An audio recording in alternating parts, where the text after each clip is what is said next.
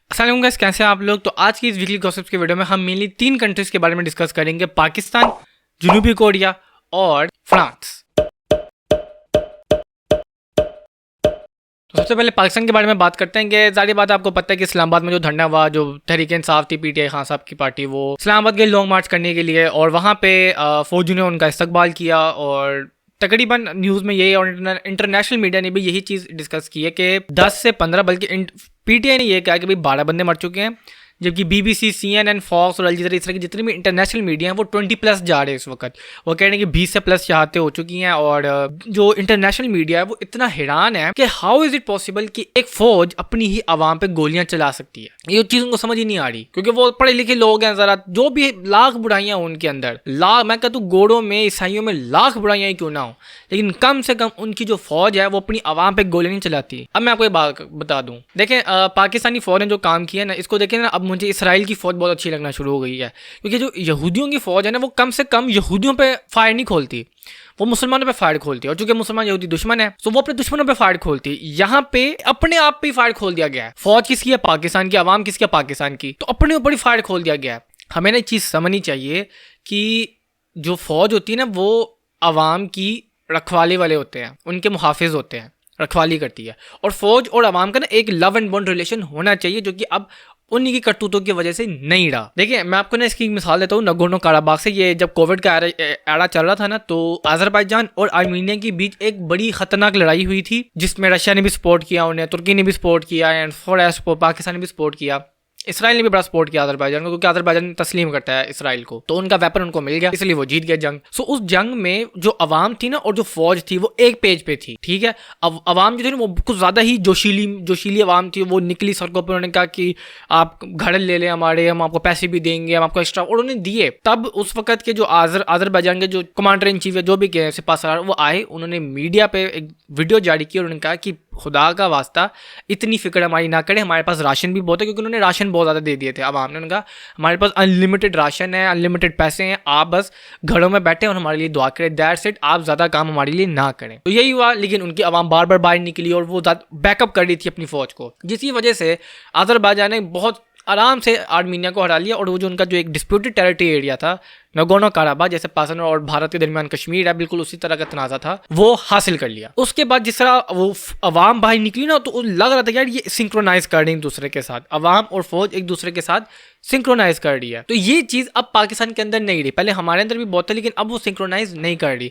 मैं एक जगह पढ़ रहा था, न्यूज़ में देख रहा था कि कह रहे हैं कि इस साल जो आर्मी के अंदर जो रिक्रूटमेंट्स होती है ना, वो 60 to 70% डिक्लाइन को गई हैं। इतना बड़ा बैकलैश आर्मी ने नहीं देखा। यानी हम तो मरते हैं आर्मी में जाने के लिए, तो 60 to 70% जो एक बैकलैश आया है कि लोगों ने कहा नहीं हम फौज में नहीं जाएंगे, 60 to 70% डिक्लाइन है, और ये बहुत बड़ा डिक्लाइन है। तो इसकी अब रीज़न ये है कि फौज ने अपनी ही बंदों के ऊपर गोलियां चला दी, और ये बहुत बुरी बात है। उसकी रीज़न ये है कि भाई जो आप कहते हैं ना, जो तहजीब वाली दुनिया है, उधर ये चीज़ सोची भी नहीं जा सकती। मैंने आपको सारा बता दिया कि फौज कभी भी अपने बंदों पे फायर नहीं खोलती। देखिए, जो हुकूमत होती है ना, वो अपनी हुकूमत बचाने के लिए एड़ी चोटी का जोर लगाती है। जैसे बांग्लादेश में हुआ था, शेख हसीना वाजिद ने क्या किया, उसने भी तो बिल्कुल यही किया कि अपनी आवाम को, अपनी फौज को कह दिया कि भाई ये जो रज़ाकार है, ये जो तलबा है, रज़ाकार वहाँ पे गाली के तौर पे लिया जाता है, तो ये जो तलबा रज़ाकार हैं, जो तालिब इल्म जो प्रोटेस्ट कर रहे थे, इनके ऊपर फायर खोल दो। और उस वक्त की अब वो जो फौज थी, जिसमें पता नहीं उन्हीं का कुछ चाचा या मामा बैठा हुआ था, शेख हसीना वाजिद का, उसने मना कर दिया। उसने कहा नहीं बीबी, तुम जाओ इंडिया या जिधर जाना जाओ, हम अपनी आवाम पे फायर नहीं खोल सकते, क्योंकि उनके अंदर इंसानियत थी। भाई बांग्लादेश, जिनको हम हकीर समझते थे, हमेशा से समझते आए हैं, उन्होंने अपनी फौज, उनकी फौज ने अपनी आवाम के खिलाफ फायर नहीं खोला। यार ये चीज़ तो इंडिया और इसराइल में कभी नहीं हुई। कभी इसराइली फौज ने कभी सुना कि इसराइली फौज ने यहूदियों के ऊपर फायर खोल दिया हो? उन्होंने हमेशा, आपने हमेशा यही सुना कि इतने फ़लस्तीनी मर गए। ठीक है, वो हमारा पर्सपेक्टिव है कि हम फ़लस्तीन को सपोर्ट करते हैं, जो भी है सो है। तकरीबन 12 से 15 बंदे मर चुके हैं, अल्लाह जन्नत दे। मैं तो ये कहूँगा, क्योंकि यार देखो, मारने वाले भी हम हैं, मरने वाले भी हम हैं। यही चीज़ वॉर ऑन टेरर में हुई थी, जो परवेज मुशर्रफ साहब पैसे देकर जी जंग लड़वा दिया अफगानिस्तान में, 20 साल जंग लड़ी, वो तो है अल्लाह को प्यारे हो गए, बाद में पाकिस्तान को भुगतना पड़ा जो भी भुगतना पड़ा। सो उस वॉर ऑन टेरर में क्या हुआ था कि मारने वाले भी पाकिस्तानी थे, मरने वाले भी पाकिस्तानी थे, और तकरीबन उस वॉर ऑन टेरर के ऊपर 70,000 से 1 लाख के दरमियान में लोग मरे, और इससे ऊपर डाटा जा सकता है, स्टैट्स इससे ऊपर जा सकते हैं, इससे नीचे नहीं आ सकते। और इसके ऊपर मैं देख रहा था कुछ PMLN के जो थे, वो बगले बजा रहे थे कि हाँ किधर है मैयत, किधर है लाशें, किधर है ये। भाई आप उस जाए वो कुआं पे उस वक्त होते तो देखते ना, आपने तो फौरन सफाई करने वाले को भेजा, लाशें उठाई, बनाई और सफाई कर ली। तो बिल्कुल ऐसे होता है ना, बकरा ईद हुई, सारी खाले उठा ली और सड़क साफ कर ली। अब कहना कहाँ है खाले, वो खाले तो तुम लोगों ने डिस्पोज ऑफ कर दिए हैं। सो भाई बेहिसी की इंतहा है, हम अपने आप ही कोई मार रहे हैं। और इससे क्या हो रहा है, पाकिस्तान का एक बैड इमेज जा रहा है, जो कि हिस्ट्री रही हमारा कभी भी सॉफ्ट इमेज नहीं किया, हमने कभी सॉफ्ट इमेज के ऊपर काम नहीं किया। उसकी रीजन आती है ये मौलवी लोग। मैं इनको बताता हूँ आराम से ठीक ठाक, मैं मौलवियों की भी क्लास लेता हूँ। इन मौलवी लोगों की वजह से हम कभी भी अपना पॉजिटिव इमेज नहीं बना सके। आपको शायद याद होगा उसी वॉर ऑन टेरर के अंदर दाढ़ी टोपी टखने नंगे को टेररिस्ट कहा जाता था, और हमारे पे बहुत से भाई लोग थे, उन्होंने कहा दफा करो दाढ़ी वाड़ी को, अपनी इज्जत बचाओ भाई, हमने दुनिया में सर्वाइव भी करना है, गारों में नहीं रहना जाके। सो अभी बुरी बात है ना, मतलब यहूदी दाढ़ी रखते हैं, ईसाई रखते हैं, हिंदू रखते हैं, सिख रखते हैं, लेकिन सिर्फ मुसलमान को टारगेट किया गया। इसमें हमारा कसूर है क्योंकि हमारी हरकतें अच्छी नहीं थी। उनका कसूर तो था ही था, उन्होंने एक बिल्कुल फेक एलिगेशन लगाए, लेकिन वो फेक एलिगेशन प्रिवेल क्यों किया? तो लोगों ने कहा हाँ ये है ही ऐसे, मुसलमान तो होती है ऐसे, ये तो औरतों को बांध के रखते हैं, तो औरतों को फ्रीडम ऑफ स्पीच नहीं देते, ये तो ऐसे ही ऐसे हैं। हमारी हरकतों की वजह से उनको ये मौका मिला कि उनका एक फॉल्स और फेक प्रोपेगेंडा प्रिवेल कर जाए। अब इंडिया ने मना कर दिया चैंपियंस ट्रॉफी में आने से, सारी दुनिया ने मना कर दिया। क्यों किया? क्योंकि जो फाइट खुल गया, उन्होंने कहा यहाँ पर तो जंग हो रही है, जंग में कैसे आप चैंपियंस ट्रॉफी आप कराओगे? तो ये चीजें हमें समझनी चाहिए। हमें पाकिस्तान का एक सॉफ्ट इमेज बनाना चाहिए। सॉफ्ट इमेज कैसे बनता है? सॉफ्ट इमेज बनता है नेटफ्लिक्स से, ड्रामों से। हमारे ड्रामों में शादी, सास जो है वो बहू के ऊपर नजर डाल के बैठी हुई है, ससुर बहू पे नजर डाल के बैठा हुआ है, देवर नंद के ऊपर, मतलब यही है, सेक्स, शादी, ब्याह, यही चल रहा है। और ये हमारे ड्रामे हैं और हम देख रहे हैं।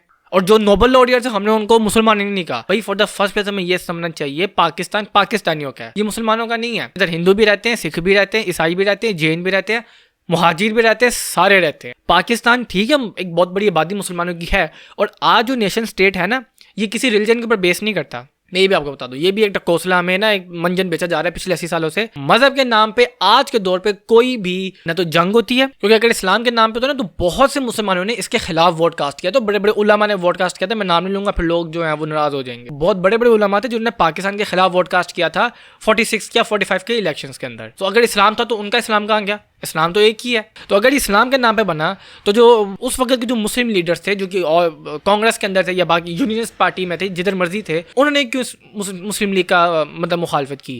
क्योंकि ये प्योर पॉलिटिकल गेम थी। इसमें कहा जाता है हमने इस्लाम का तर्क जोड़ दिया था। तो हमें ना सॉफ्ट पावर बनना है, हमें एक सॉफ्ट इमेज बनानी है। सॉफ्ट इमेज कैसे बनती है? नेटफ्लिक्स और ड्रामों से, जो मैं बात कर रहा था। हमें अपनी डबिंग, अब देखें, हमें एक चीज़ करनी चाहिए, हमें अपनी जो डबिंग इंडस्ट्री है जो कि इंडिया की है, हमें उससे कॉपी करना चाहिए और अपनी डबिंग इंडस्ट्री को उठाना चाहिए। अब चूंकि पाकिस्तान में अच्छा कंटेंट नहीं बनता, ना साइंटिफिक कंटेंट, ना कोई दूसरा कंटेंट, अब जो अमेरिका ने बनाया है, यूरोप ने बनाया, फ्रांस ने बनाया, जर्मनी ने बनाया, ये उठाओ, इसको हिंदी उर्दू डब करके दिखाओ, लोग देखेंगे। क्यों नहीं देखेंगे? जब इंडियन चैनल आते थे डिस्कवरी पे, नेट जियो पे, इस तरह की ये साइंस ऑफ स्टूपिड और वो साइंस का वो आता था, वो टॉप 5 बंदे आते थे, वो साइंस बंदे बैठे तो सोफे के ऊपर बताते थे कि ये इसको इस तरह किया, इसको इस तरह किया, वगैरह वगैरह। बड़े साइंटिफिक प्रोग्राम लगते थे जब ये हिंदी में आता था। अब चूंकि आते नहीं तो कोई देखता नहीं, इंग्लिश आती नहीं हमें। सो हमें अपनी सॉफ्ट इमेज के ऊपर काम करना चाहिए ताकि दुनिया के ऊपर हम अच्छा इमेज दें। पाकिस्तान का हमेशा बुरा इमेज जाता है, ये भूल, हमारा कभी अच्छा इमेज नहीं गया कभी जिंदगी में। वो भी जब हम अमेरिका का साथ दे रहे थे सोवियत यूनियन के खिलाफ, तब हमारा शायद अच्छा इमेज गया हो, वरना हमारा कभी भी अच्छा इमेज नहीं गया। अब चलते अगली खबर की तरफ। साउथ कोरिया में मार्शल लगा, साउथ कोरिया में मार्शल हट भी गया। साउथ कोरिया में आपको थोड़ा सा मैं आपको बता दूं कि हुआ ये था कि उधर भी तकरीबन इलेक्शन वाली सिचुएशन हुई और ए और बी पार्टी हो गई। मैं फॉर इंस्टेंस बता रहा हूँ, ए और बी पार्टी थी। अब ए पार्टी को लेट्स पूरे साउथ कोरिया ने वोट किया। अब आवाम को तो पता होता है उन्होंने किसको वोट दिया। जब लोगों को वोट कास्ट किया तो पता चला जिसको वोट दे रहे थे, मतलब जो सारे सोच के बैठे हुए थे सारा कोरिया कि ये जीतेगा, वो जीता नहीं, कोई और बन गया। जो पास में सिचुएशन हुई कि वोट सारे इमरान को पड़े, प्राइम मिनिस्टर कोई और बन गया, प्राइम मिनिस्टर कोई और बन गया, मतलब शिवाजी प्राइम मिनिस्टर बन गए, वोट किसी और को ज़्यादा पड़े थे। अभी भी पाकिस्तान की पार्लियामेंट में सबसे ज़्यादा सीटें इंडिपेंडेंट्स की हैं और ये हिस्ट्री में कभी नहीं हुआ। उधर ये हुआ कि लेट्स सपोज अगर ए पार्टी जीत रही थी ना तो बी को जिता दिया गया। और ये चीज़ जब वो अवाम ने देखा तो वो बाढ़ आगे सड़कों पे, उन्होंने पूरा सियोल और पूरा साउथ कोरिया जैम कर लिया। ये देखते हुए जो जनूबी कोरिया के, यानी साउथ कोरिया जनूबी कोरिया, उनके जो सदर थे प्रेसिडेंट यून सुक योल, उन्होंने मार्शल लॉ नाफिज कर दिया। ये सुनते जो जनूबी कोरिया की जो अवाम थी वो और बिपड़ गई, वो और पागल हो गई। उन्होंने कहा ओ भाई ये तो मौत को दावत दे रहे हैं, क्योंकि उन्होंने शुमाली कोरिया को देखा हुआ था कि उधर एक डिक्टेटर बैठा हुआ है पिछले 70-80 सालों से। उसने आप देखें नॉर्थ कोरिया क्या है, पाकिस्तान में तो क्या है, Islamic Republic of north Korea है। पाकिस्तान को आप समझ लें कि ये इस्लामिक रिपब्लिक ऑफ एक नॉर्थ कोरिया है। तो चूंकि उन्होंने देखा था नॉर्थ कोरिया में क्या हुआ, शुमाली कोरिया में आपको पता है ना कोई इंटरनेट है ना कोई, उधर सैडेस्ट कंट्री है, शायद अफगानिस्तान से भी ज़्यादा सैडेस्ट कंट्री नॉर्थ कोरिया है। वहाँ से लोग भाग के साउथ कोरिया के अंदर जा रहे होते हैं। तो वो और भी पड़ गए वहाँ, उन्होंने कहा ये तो मौत को दावा दे रहे हैं, हम तो इतनी बड़ी हमारी इकॉनमी है, साउथ कोरिया का प्राइड है, उनका BTS है, जो भी आप जो जो लाख गालियां दें, उनका एक बैंड है, उनका सॉफ्ट पावर है, उनकी सॉफ्ट इमेज है, उनको वो खतरे में पड़ गया भाई ये तो हम जा रहे हैं खाई के अंदर, तो वोट पे पड़ गए। ये देख के साउथ कोरिया के जो लोग थे वो पार्लियामेंट में घुस गए। आप सोच रहे थे कि भाई पाकिस्तान के पार्लियामेंट के तो वो जो इतराफ है, जो रेड जोन जिसको कहते हैं, तो कोई बंदा कैमरा लेके नहीं घुस सकता। पता नहीं कौन सा उधर थर्ड क्लास फिल्में बन रही होती हैं, पता नहीं रेड जोन में पार्लियामेंट और ये हाई कोर्ट के आप कैमरा नहीं लेके जा सकते भाई, अगर आप कोई वो हो, और वो भी आपको बस रिस्ट्रिक्ट किया जाता है कि बस इसी की आप बनाए। वैसे कोई इंडिपेंडेंट इंसान अपना फोन का कैमरा तक नहीं लेके जा सकता, फोन नहीं लेके जा सकता, पता नहीं कौन सी उधर ब्लू फिल्में बन रही होती हैं। साउथ कोरिया, उनकी आवाम पार्लियामेंट के अंदर घुस गई और उन्होंने उसके खिलाफ जो है ना नारेबाजी की। ये देख के जो साउथ कोरिया के जो सदर थे, उन्होंने सारे पार्लियामेंटेरियंस को बुलाया, सारे वो क्या कहते हैं सियासतदानों को बुलाया और वोटिंग कराई कि क्या आप मार्शल लॉ चाहते हैं। 190 का जिसे कहते हैं ना एक फिगर सामने आया कि 190 मेंबरान थे, अब पता नहीं 190 कुल थे कि उन्होंने वोट कास्ट दिया, वल्लाहु आलम। 190 लोगों ने वोट कास्ट किया और वो सब के सब लोगों ने नेगेटिव में वोट कास्ट किया कि हमें मार्शल लॉ नहीं चाहिए। अब ये क्यों हुआ? क्योंकि साउथ कोरिया की इकॉनमी अच्छी थी, ह्युंडई या जिसको ह्युंडई कहते हैं वो उनकी ब्रांड है, ह्युंडई की गाड़ियाँ ट्रक ट्राले बड़े अच्छे चलते हैं। अब साउथ कोरिया में उनकी जो इंडस्ट्री है वो बहुत बड़ी, जैसे कि ह्युंडई की गाड़ियाँ है, किया की है, मिल जाएगा आपको, सर की बहुत सारी आपको कंपनीज मिल जाएंगी जो कि गाड़ियों की कंपनी है। अब ये इनका इकॉनमी, इनकी सॉफ्ट पावर है, फिर इनका आर्ट, इनकी ड्रामे, के ड्रामा को पता है कितने मशहूर है, लोग देखते हैं। तो के ड्रामा उनका कितना मशहूर है, उनका जो BTS बैंड है और या जो उनका सिंगिंग बैंड है कितना मशहूर है, तो उनका एक सॉफ्ट पावर है। तो जब आप इतना कुछ अचीव कर लेते हैं ना, जब आपका आर्ट हो, डब हो, आपकी इस तरह की चीज़ हो, कल्चर हो, फिर आपकी इकॉनमी अच्छी हो, तो ये चीज़ें जब आपकी बैक पे होती है ना, तो आप इसके लिए लड़ते हैं। फिर अनफॉर्चुनेटली पाकिस्तान के पास इनमें से कुछ भी नहीं है, तो हम लड़ेंगे इसके लिए, तो जो चाहे मर्जी है इस मुल्क में। वैसे भी तो हमने इस मुल्क से निकलना है, भागना है हमने इस मुल्क से, ये मुल्क तो अरब हमारा है भी नहीं।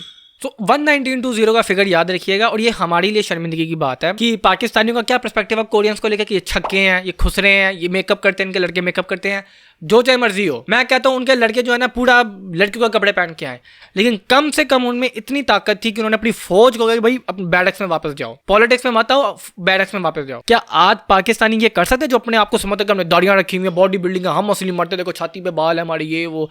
क्या आप अपनी फौज को ये कह सकते हो कि भाई ज़रा पीछे हो जाएं, पाकिस्तान को संभाल लें, आप बैरक्स में जाएं, हम ज़रा मुल्क संभाल लें, अपना सिविलियंस आए और मुल्क को संभालें? आप कह ही नहीं सकते। तो hats off to the South Koreans, जनूबी कोरिया लोगों को सलाम है मेरा, उन्होंने इतना बड़ा कदम उठाया। और फिर उनके जो सियासतदान थे, उनके जो पार्लियामेंटेरियंस थे, उनको सलाम है, उन्होंने इतना बड़ा स्टेप उठा लिया। पाकिस्तान में भी देखिए सियासतदान क्या है, वो तो बस उनको सीट चाहिए, बस सीट मिल जाए हमें और पैसे मिल जाए, पाकिस्तान क्या जाए बाहर में। तो इस किस्म के लोग होते हैं, जिंदा कौमों के जिंदा सियासतदान होते हैं। हम मुर्दा कौम है, हमारे सियासतदान भी मुर्दा हैं। और लास्टली मैं बात करना चाहता हूँ, तो मैं बड़ी डीप बात करना चाहता हूँ। हमारे प्राइम मिनिस्टर जो हैं वो रियाद गए हैं समिट के लिए, तो वहाँ पे उन्होंने जो क्या कहते हैं सऊदी अरेबिया के जो प्रिंस हैं उनसे मिले और इमैनुअल मैक्रोन से भी मिले, जो कि फ्रांस के सदर थे। अब उनसे मिले हैं, उनसे हाथ भी मिलाए हैं, चूमे चाटे भी हैं, बिल्कुल गेज़म फैलाया मियाँ साहब ने वहाँ पे जाके, चूमे चाटे हैं, हैंड टू हैंड दिए हैं और बिल्कुल बगल गीड़ हुए हैं और ऐसी ऐसी जगहों पे हाथ डालें जो शायद हमें बताना भी नहीं चाहिए। अब मैं ये बात करना चाहता हूँ कि मौलवी कहाँ गया इस तस्वीर के बाद। तो मैं कहता हूँ मौलवियों को आग लगा देनी चाहिए पूरे मुल्क में। कहाँ गया TLP, कहाँ गया मौलाना फजल रहमान, कहाँ गया जमात इस्लामी, कहाँ गया सिराजुल हक, कहाँ गया इंजीनियर मोहम्मद अली मिर्जा, कहाँ गया तारिक जमील, कहाँ गया तारिक मसूद? इधर गए वो टुच्चे मौलवी जो आ जाते हैं, हम फ्रांस को नहीं करेंगे, हम फ्रांस को ये नहीं करेंगे। आपको शायद याद होगा इमरान खान ने जब कहा था कि भाई हम EU से फड्डा नहीं ले सकते, हम फ्रांस से फड्डा नहीं ले सकते, सॉरी, कि भाई हम फ्रांस से लेंगे, इसका मतलब है EU के 28 या 27 मुल्क हमसे लड़ लेंगे और हमारी इतनी हैसियत नहीं है कि हम फ्रांस से लड़ें। भाई हम अफगानिस्तान से नहीं लड़ सकते, फ्रांस से क्या हक लड़ेंगे? तो उसके बड़ी मौलवी आगे उन्होंने कहा ये यहूदी एजेंट है, ये फलाना है, तो ये डिमकाना है, ये तो अगड़म है, ये बगड़म है। ठीक है भाई, आपने इस दुनिया को भी देखना होता है। पाकिस्तान इकोनॉमिकली तौर पे बहुत कमज़ोर है, हम इतने पावरफुल नहीं है कि तने तना फ्रांस का मुकाबला कर लें। मौलवी बहुत ताकतवर है, मैं तो कहता हूँ अगर इस तरह की सिचुएशन होती है मौलवी को जाओ फ्रांस पे जाओ और जाओ जिहाद करके आओ, जीते तो हम तुम्हें इनाम देंगे, वरना जाओ शहीद हो उधर। तो आपने देखा होगा ये मौलवी लोग जो है ना, ये अपने बच्चे कभी नहीं डालेंगे जंगों पे, ये आपके बच्चों को लड़वाएंगे और हमें लड़वाएंगे। सेम एज विद सियासतदान, अपने बच्चे साइड पर रखे हुए हैं, हमें लड़वा रहे हैं आपस में, बाद में लड़वा के खुद चले जाएंगे और पाकिस्तान का ये जो बेड़ा गड़क हुआ वो हुआ है रिलीजियसली तौर पे भी और पॉलिटिकली तौर पे भी। तो अब वो कहाँ गया वो मौलवी तबका किधर गया जो बड़ा चीखती थी? जो मुझे याद है आज भी जब इमरान खान ने सिर्फ ये बात की थी पूरा यतीम खाना जला देता ये TLP के मैं डीप वर्ड इस्तेमाल नहीं करना चाहता मैं। तो अब किधर गए? अब भी तो जलाओ घिराव करो, लाहौर पट दो, इस्लामाबाद पट दो, कराची पट दो। ये मौलवियों के मुंह में ताला क्यों लग गया है? इसलिए मैं कहता हूँ भाई ये मौलवी जो होते हैं नहीं बड़े मुनाफिक लोग होते हैं। उसकी रीज़न ये है जब आप एक ख़ास वज़ाकत आप पहन लेते ना, टोपी रख ली, दाढ़ी पहन ली, टखने नंगे कर लिए, तो आपके जेहन में एक बात आ जाती है, भाई मुझे तो कोई छू नहीं सकता, मैं जन्नत का आला ओहदेदार हो गया, अब तो मुझे हलीमा सुल्तान का नीचे वाला मुझे बंगला मिलेगा और मैं उधर रहूँगा, ऊपर बैठ के मैं हलीमा सुल्तान को देखता रहूँगा बैठ के, और कोई मुझे पकड़ेगा भी नहीं, क्योंकि दाढ़ी रखी हुई है, 5 वक्त का नमाजी हूँ, हज भी कर लिया मैंने, लोग क्या कहेंगे। मतलब यही होता ना कि जब एक बंदा दाढ़ी रख लेता है ना, तो वो अगर गलत काम भी करे, लोग कहते हैं नहीं वो नहीं करता, 5 वक्त का नमाजी है यार, हाजी साहब है, क्या बात कर रहे हो, किया उसी नहीं होता है, क्योंकि उसको ना एक वो मज़हब का आ गया है। हमने हमेशा अपने मज़हब को यूज़ किया है, ठीक है, और करते हैं, बहुत से लोग आज भी करते हैं, मैं नीयत में शक नहीं कर रहा, लेकिन मैं अवाम का एक जो है ना वो रंग मैं बता रहा हूँ कि हमारे यहाँ जो लोग हैं ना वो मज़हब का लबादा ओढ़ते हैं अपने आप को बचाने के लिए। तो कहाँ गए ये सारे मौलवी। और मैं एक और में बात करना चाहता हूँ कि ये जो कंटेनर के ऊपर से एक बंदे को गिरा दिया था जो नमाज पढ़ रहा था, इसके ऊपर अशोक सवेन ने भी बात की है, वो आप ये पढ़ लें। उन्होंने भी यही कहा था कि यार ये पाकिस्तान कहते हैं कि इस्लाम के नाम पे बना है, और आज देखें कायदे आज़म और इस्लाम के नाम पे नमाज ही नहीं पढ़नी दी जा रही। तो बहुत से लोग कहेंगे कि भाई उसको नमाज पढ़ने की क्या ज़रूरत थी, उसको ऊपर चढ़ के क्या ज़रूरत थी, ये तो बस स्टंट होता है। भाई आपने उसका दिल का हाल पढ़ा है, क्या पता उसने स्टंट के लिए पढ़ी हो कि बस एक्टिंग के लिए, सब जैसे रिजवान ने समटाइम्स एक्टिंग जो करते रहते हैं वो बैठ के, लेट्स सपोज उसने उसके लिए पढ़ी हो, तो उसका अल्लाह का मामला है। अगर उसने स्टंट के लिए पढ़ी है या एक्टिंग के लिए पढ़ी तो अल्लाह और उसका मामला है, तुम कौन होते हो। एक रेंजर आया, वो उसके ऊपर था कंटेनर के ऊपर, उसको धक्का देके गिरा दिया। अब वल्लाहु आलम जिंदा है कि मर गया, वल्लाहु आलम मुझे नहीं पता, कोई है तो कमेंट सेक्शन खुला, आप बता सकते हैं हमें कि वो बंदा जिंदा है कि मर गया। तो ये हो रहा है पाकिस्तान में, जो एक सो कॉल्ड इस्लामिक कंट्री है, मज़हब के नाम पे बना, और इसके ऊपर भी कोई मौलवी नहीं बोला। या वीडियो देख लें, आप सारा क्लिप पढ़ लें, कोई एक मौलवी भी नहीं बोला। भाई ये तो अब आपका मजहबी बंदा है, उसकी माशाल्लाह दाढ़ी थी, अब तो आपका मजहबी बंदा तकरीबन मर गया या जिंदा, या अटेम्प्ट टू मर्डर हुआ, आपके मजहबी बंदे के ऊपर एक अटेम्प्ट टू मर्डर हुआ। ये नहीं कोई लिबरल था तो आके बोलो, नहीं बोलेंगे। उनको भी पता है कि अगर हमने बोल दिया तो भाई हमारी जो है ना जो भी 1-2% की पॉलिटिक्स रह गई है खत्म हो जाएगी। बीइंग एज अ पाकिस्तानी ना आपको हमेशा इन्हीं दुख बड़ी खबरों से ना गुजरना पड़ता है। इस एशिया में सारे तरक्की कर रहे हैं सिवाय पाकिस्तान के। और ये भी मैं बता दूं, अब जो भी इस मुल्क के हालात है ना, ये मुल्क अब खत्म हो जाएगा। या तो 2 रीजन होंगी, या तो ये मुल्क ऊपर चला जाएगा, तरक्की हो जाएगी जिसकी जीरो मुझे उम्मीद है, या ये होगा कि सिविल वॉर शुरू हो जाएगी। क्योंकि देखिए जिन लोगों के पास 40 लाख रुपए होंगे ना बैंक रिजर्व दिखाने के लिए, वो यहाँ से चले जाएंगे। अगर आपको मेरी वीडियो पसंद आई है तो पाकिस्तान के लिए दुआ करे कि अल्लाह करे कि पाकिस्तान जो है वो सही ट्रैक पे आ जाए। और मैं मिलता हूँ अपनी अगली वीडियो में, तब तक के लिए अलविदा।